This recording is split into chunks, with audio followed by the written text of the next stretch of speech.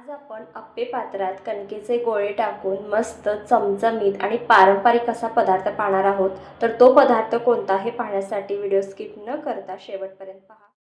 तर त्यासाठी सगळ्यात आधी एका कुकरमध्ये आपण डाळी घेऊयात.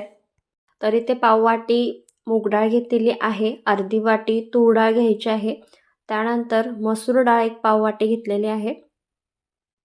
तर आता ह्या ज्या डाळी आहेत आपल्याला स्वच्छ धुवून घ्यायच्या आहेत, कारण जास्त वेळ टिकण्यासाठी याला पावडर लावली जाते. त्यामुळे आपण 1-2 वेळा ह्या डाळी ज्या आहेत त्या स्वच्छ धुवून घेऊयात. तर इथे डाळी तुमच्या आवडीनुसार तुम्ही इथे वापरू शकता. आता यामध्ये चवीनुसार मीठ घालायचं आहे आणि 2 वाटी इथे मी पाणी घातलेलं आहे. त्यानंतर पाव चमचा हळद घालायची आहे आणि पाव चमचा हिंग घालायचा आहे. आता याला झाकण लावायचं आहे आणि 3 शिट्या येईपर्यंत आपल्याला ही डाळ शिजवून घ्यायची आहे. तर आता आपण हे गॅसवर ठेवून देऊयात. डाळ येथे आपली शिजते तोपर्यंत येथे मी 2 वाटी गव्हाचं पीठ घेतलेलं आहे. त्यानंतर त्यामध्ये पाव वाटी रवा घालायचा आहे. रवा शक्यतो बारीक वापरा. त्यानंतर चवीनुसार मीठ घालायचं, पाव चमचा ओवा घालायचा आहे. हलका हाताने आपण क्रश करून घेऊयात, म्हणजे चांगला असा फ्लेवर त्यामध्ये उतरतो. त्यानंतर एक पाव चमचा सोडा घालायचा आहे खाण्याचा. पाव चमचाला पण थोडासा कमी मी वापरलेला आहे. आणि आता हे सुके जिन्नस सगळे एकत्र करून घेऊयात. त्यानंतर यामध्ये घालायचं आहे 1 टेबलस्पून कडकडीत गरम केलेलं तेल. एक मोठा चमचा जो असतो तो वापरलेला आहे. आणि आता हे जे तेल आहे, मोहन आहे, ते पिठाला आपण चांगलं असं लावून घेऊयात.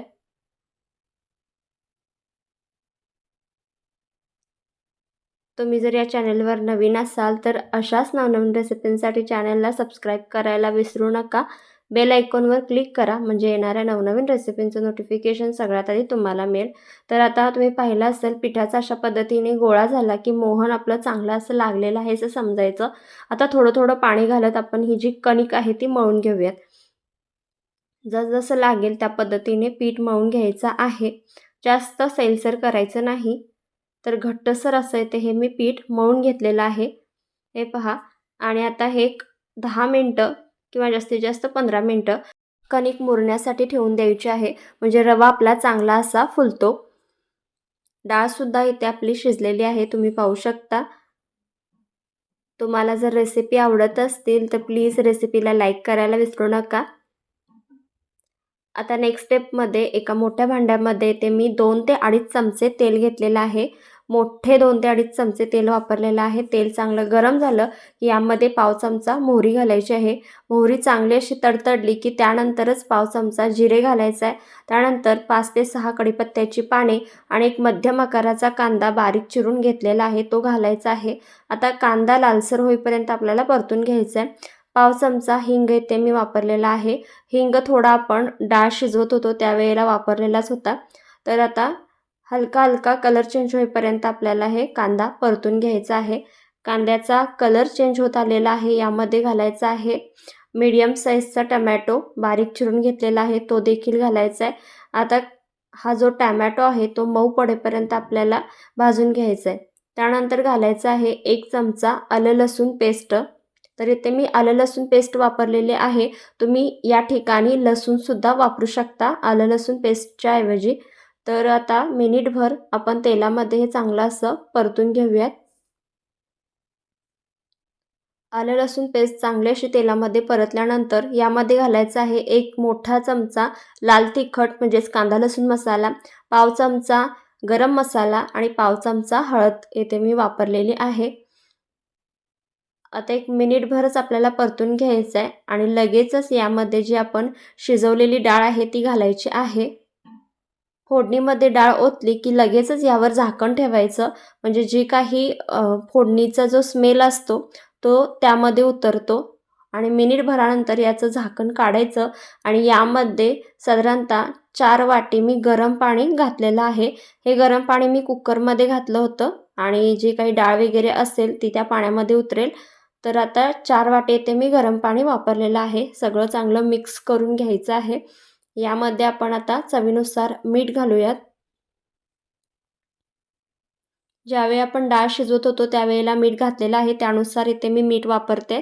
त्यानंतर बारीक चिरलेली कोथिंबीर घालायची आहे आणि एक 5 मिनटं मीडियम हीटवर आपल्याला ही जी डाळ आहे ती चांगली अशी शिजवून घ्यायचं आहे. तर हवं तर तुम्ही तिखट वापरण्याऐवजी मिरची वापरू शकता. म्हणजेच तुम्हाला वरण बनवायचं असेल डाळीऐवजी तर तुम्ही इथे वापरू शकता. तर आता इथे मी 2 छोटे-छोटे तुकडे चिंचेचे वापरलेले आहेत. तुम्हाला हलकासा गोडवा हवा असेल तर थोडीशी साखर किंवा एखादा गुळाचा खडा देखील इथे तुम्ही वापरू शकता. आता एक 5 मिनटं मीडियम हीटवर आपण चांगली अशी ही जी डाळ आहे ती शिजवून घेऊयात.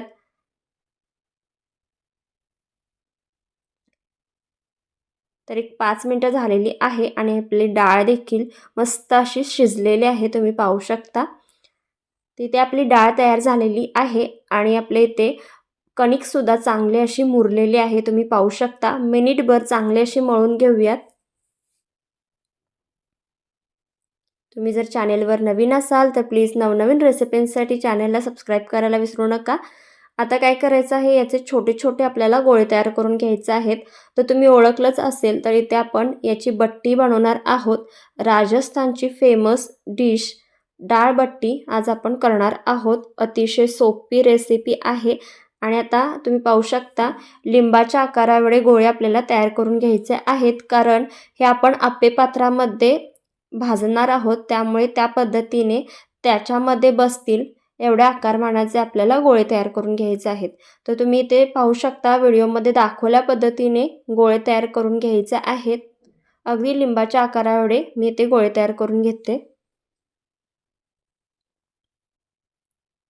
हे पहा अशा पद्धतीने. आता बाकीच्या कणकेचे सुद्धा मी अशाच पद्धतीने गोळे तयार करून घेते.